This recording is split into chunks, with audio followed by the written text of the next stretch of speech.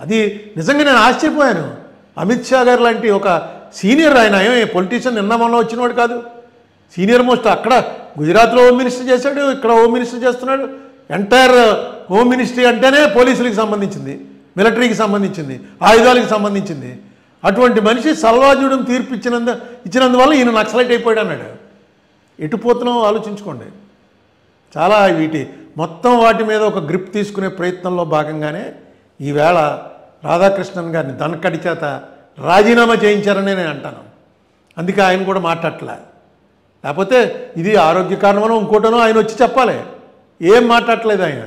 రకరకాల ఊహాగానాలు స్ప్రెడ్డింగ్లో ఉన్నా సరే ఆయన ఏమీ మాట్లాడకుండా వెళ్ళిపోయాడంటే డెఫినెట్గా వీళ్ళ ఆదేశానుసారం ఆయన తప్పుకున్నాడు. వీళ్ళతోటి తిరగబడి నిలబడే శక్తి లేక కామ్ అయిపోయాడు ఆయన. ఇంకొకరిని తీసుకొచ్చి పెట్టారు. ఇది మార్పుకి ఏ రకమైనటువంటి మార్పు వైపు వెళ్తుందో ఆలోచించండి. ఒక్క విషయం మర్చిపోకండి, ఆర్ఎస్ఎస్ అనేటువంటి మాతృ సంస్థ, దానికి సంబంధించినటువంటి బైబిల్, భగవద్గీత, ఖురాన్ ఏంటంటే పాంచజన్యం అని తెలుగులో ఉంది, బంచ్ ఆఫ్ థాట్స్ అని గురూజీ గోల్వాల్కర్ గారు ఏదైతే రాశారో అదే ఆదర్శం. వరుసగా దాన్ని అమలు చేసుకుంటూ వస్తున్నారు.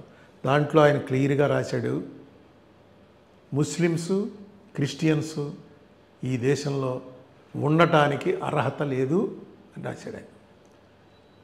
అలాగే సోషలిస్టులు అంటే కమ్యూనిస్ట్ పార్టీ వాళ్ళు కానీ, ఇందిరాగాంధీ కానీ, వీళ్ళందరూ సోషలిస్టులు జయప్రకాష్ నారాయణ గారు కానీ, వీళ్ళెవ్వరికీ కూడా ఈ దేశంలో ఉండేటువంటి హక్కు లేదు.